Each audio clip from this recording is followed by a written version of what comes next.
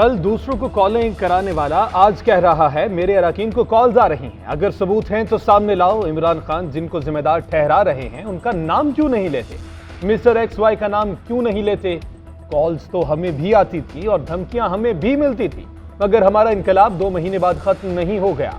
मरियम नवाज की इमरान खान पर तनकीद। कहा यह शख्स कहता है कि मेरी मर्जी का आर्मी चीफ लगाओ, कहता है मेरे पसंद का बंदा ना आया तो सबके चेहरे दागदार करूंगा। लॉन्ग मार्च हमने भी किए, मगर जो शख्स जत्थे लेकर इस्लामाबाद पर हमला करे वो जमहूरी नहीं। ये शख्स ड्रामा है, पूरी कौम ये जानती है। सिर्फ अपनी चोरी को छुपाना चाहता है, मगर कुदरत का असूल है, सच सामने आ ही जाता है। मेरे केस का फैसला होगा तब वो सारी बातें कहूंगी जो अभी तक नहीं की।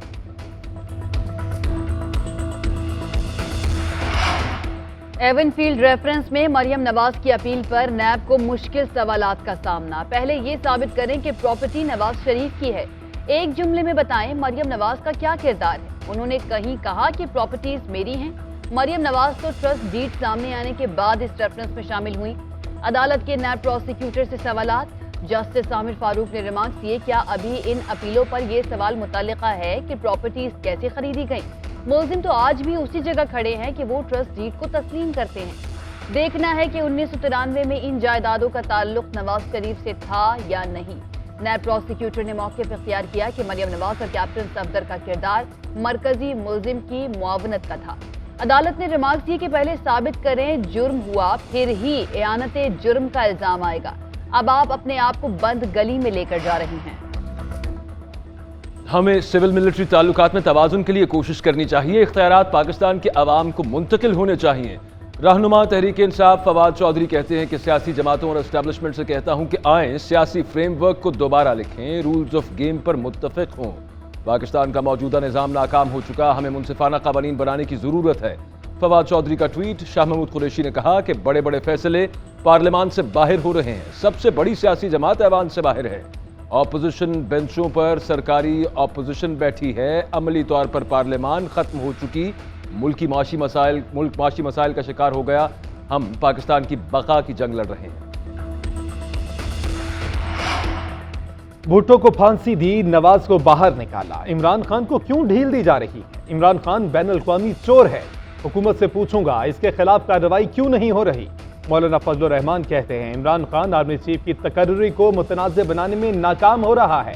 आर्मी चीफ की तकर्री जिसका हक है वो मेरिट पर करेंगे। कोई इदारा इसके हक में फैसला करे तो अच्छा है, वरना मुतनाज़ बनाया जाता है।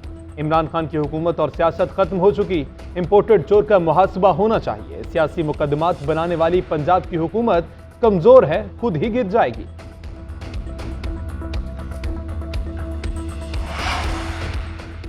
इमरान खान बताएं XY कौन है और वो किसको फोन कर रही हैं। कहते हैं फोन आए तो धमकी दो, हमें कॉल आती थी तो हम नाम सामने ले आते थे। खुद एतराफ करते हो मेरे दौर में बिल पास कराए जाते थे, अब कहते हो अपने बलबूते पर आया।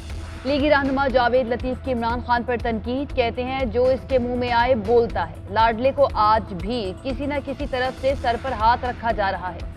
अमरीकी सफीर रात के अंधेरे में इमरान से मिलती हैं और इमरान इदारों के खिलाफ सख्त मौक़िफ़ लेकर सामने आ जाते हैं। कल इमरान खान के जलसे के तमाम इंतजाम जिसने किए वो भी हमारे इल्म में हैं। दहशतगर्दी के मुकदमे में जमानत नहीं कराऊंगा, मेरी जमात फैसला करेगी कि क्या अमल बनाना है। वज़ीर आज़म शहबाज शरीफ अक़वाम मुत्तहिदा के 77वें इजलास में शिरकत के लिए न्यूयॉर्क में मौजूद। कल अमरीकी सदर जो बाइडन के इशाइये में शिरकत करेंगे। 23 सितंबर को जनरल असम्बली से खिताब करेंगे। आलमी रहनुमाओं से मुलाकातें होंगी। वज़ीर आज़म ने ट्वीट किया कि पाकिस्तान की कहानी दुनिया को सुनाने के लिए न्यूयॉर्क पहुंचा हूं। सैलाब की वजह से बहुत बड़े इंसानी अलमिए जिन्हें जन्म लिया। अक़वाम मुत्तहिदा की जनरल असम्बली से अपने खिताब में पाकिस्तान को दरपेश मसाइल बयान करूंगा। पाकिस्तान का मुकदमा ऐसे पेश करूंगा जिससे आलमी तवज्जो फौरी पाकिस्तान की तरफ मरकूज होगी। 2 तरफा मुलाकातों में भी सैलाब से तबाही का मामला उठाऊंगा। सैलाब ज़दा इलाकों में वबाई अमराज से मुतासरीन दोहरी अजियत का शिकार। गुज़श्ता 24 घंटों में मुख्तलिफ इलाकों में 26 अफराद जाँ भाग। सहराए थर में सांप दिलों से बाहर आ गए। 3 माह में 1600 वाक़यात रिपोर्ट। दूर दराज कायम डिस्पेंसरीज में सांप के डसने से बचाव की वैक्सीन ही दस्तयाब नहीं। ज़ेर आला सिंध का इंतखाबी हल्का सहवन भी ज़ेर आब। फरान नदी का सिगाफ 22 रोज बाद भी न भरा जा सका।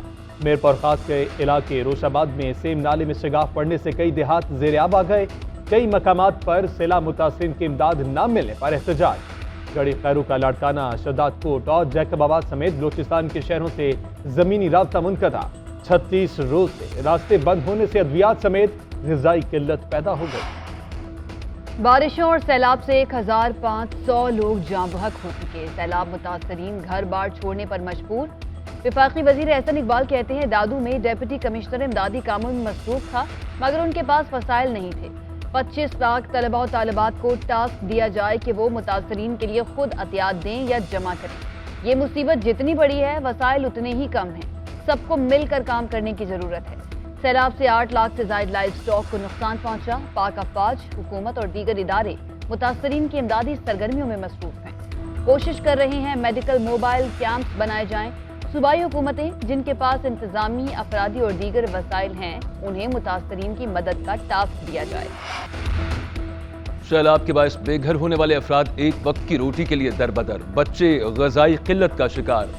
क़ुव्वत मुदाफ़ियत कम होने से बीमारियों के भी निशाने पर। सिंध के रिलीफ कैंप्स में 1.5 लाख से ज़ायद बच्चे मुकीम। 41% को मुकम्मल ग़िज़ा नहीं मिल रही। यूनिसेफ पाकिस्तान के सरबराह का सिंध का दौरा। अपने तासुरात में लिखा कि यहाँ सूरत हाल मायूस कुन है। हर तरफ ग़िज़ाई किल्लत का शिकार बच्चे नजर आते हैं। खुराक ना मिलने से माएँ भी बच्चों को दूध पिलाने से कासिर हैं। मौजूदा सैलाब के बाद इस शरह में खतरनाक हद तक इजाफे का खदशा है। ये बहुत बड़ा चैलेंज है। इन लोगों को ट्रीट करना होगा।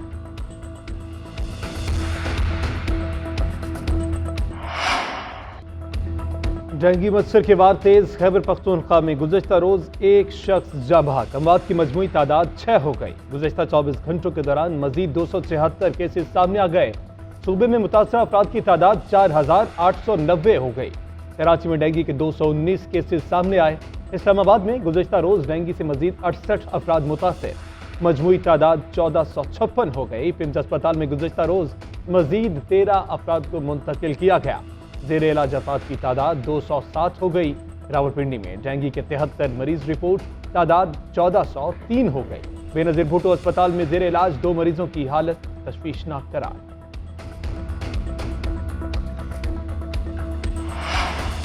विफाकी वजीर दाखिला राना सनाउल्लाह का कराची का दौरा। MQM के मरकज बहादुराबाद पहुंच गए। विफाकी वजीर अमीनुल हक, MQM राब्ता कमेटी और अरकान कौमी और सूबाई असम्बली ने इस्तकबाल किया। वजीर दाखिला से लापता अफराद की मुलाकात। वजीर दाखिला की पुलिस, रेंजर्स और दीगर कानून नाफिज करने वाले इदारों के हुक्काम से मुलाकात होगी। सिंध हुकूमत के नुमाइंदों के साथ इजलास भी शेड्यूल में शामिल।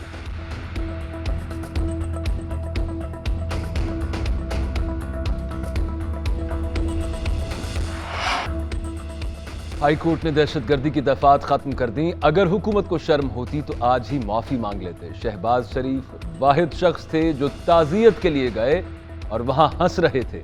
बाबर अवान ने कहा कि अमेरिका में चोर चोर के नारे लगे, इन्हें वजीर आजम लगाने का नतीजा अवाम भुगत रही है। इंसदाद दहशतगर्दी अदालत में खातून जज को धमकाने के केस पर समात।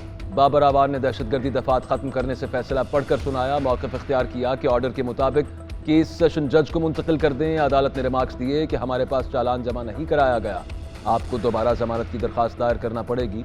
हमारे पास मामला जमानत का था। हाई कोर्ट के ऑर्डर के बाद हमारा दायरा इख्तियार नहीं बनता। IMF डील नाकाम बनाने की कोशिश का इल्जाम। FIA ने तहरीके इंसाफ के रहनुमाओं को पेशी का नोटिस भेज दिया। शौकत तरीन और तैमूर झगड़ा को कल पेश होने की हिदायत। FIA के मुताबिक शौकत तरीन ने IMF डील पर तैमूर झगड़ा को इश्तियाल दिलाया। शौकत तरीन ने खत लिखने का कहकर IMF और हुकूमत के दरमियान मुआहदे में मुदाखलत की कोशिश की। उधर बगैर NOC इस्लामाबाद में जलसा करने पर PTI रहनुमा अली नवाज अवान के खिलाफ थाना पारा में मुकदमा दर्ज। दफा 144 के खिलाफ वर्जी की दफा भी शामिल की गई।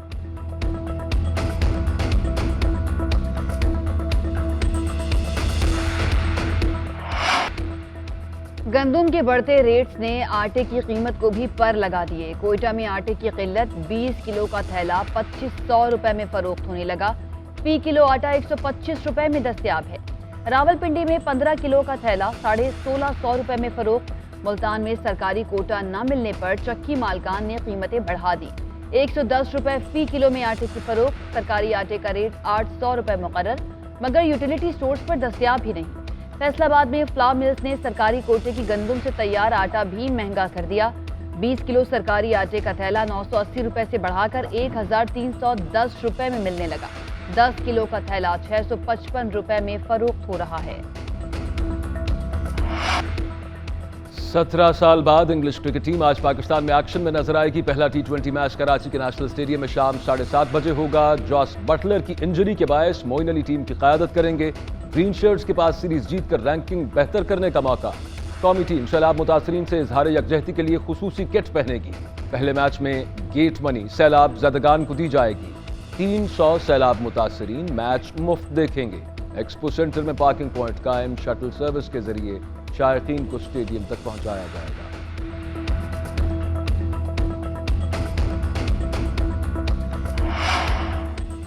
हॉलीवुड की मारूफ अदाकारा एंजेलिना जोली पाकिस्तान के दौरे के लिए तैयार। सैलाबजदा इलाकों का दौरा करेंगी। मुतासरीन की मुश्किलात को हल करने के लिए इकदाम करेंगी। एंजेलिना जोली बेघर अफराद और अफगान पनाह गुज़ीरों की मदद करने वाली मकामी तंजीमों के पास भी जाएंगी। दौरे के लिए हतमी शेड्यूल का ऐलान जल्द किए जाने का इम्कान। इससे कबल अमरीकी अदाकारा 2010 के सैलाब और 2005 के ज़लज़ले के मौका पर भी पाकिस्तान का दौरा कर चुकी।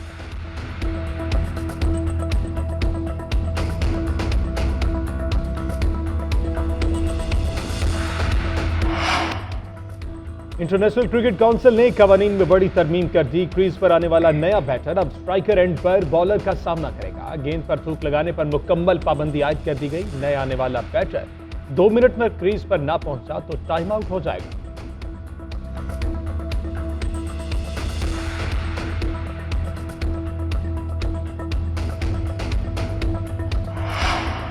मुल्क की तारीख में पहली मरतबा नेज़ाबाजी की विमेन टीम इंटरनेशनल चैंपियनशिप के लिए तैयार। कौमी टीम उर्दन में होने वाली टेंट पेगिंग चैंपियनशिप के लिए रवाना। मुकाबले 22 से 24 सितंबर तक होंगे। टीम का इंतखाब इक्वेस्ट्रियन फेडरेशन ऑफ पाकिस्तान के ज़रिए एहतमाम ओपन ट्रायल्स के जरिए किया गया। इवेंट में भारत, रूस, बरतानिया, जनूबी अफ्रीका और ओमान की टीमें भी हिस्सा लेंगी।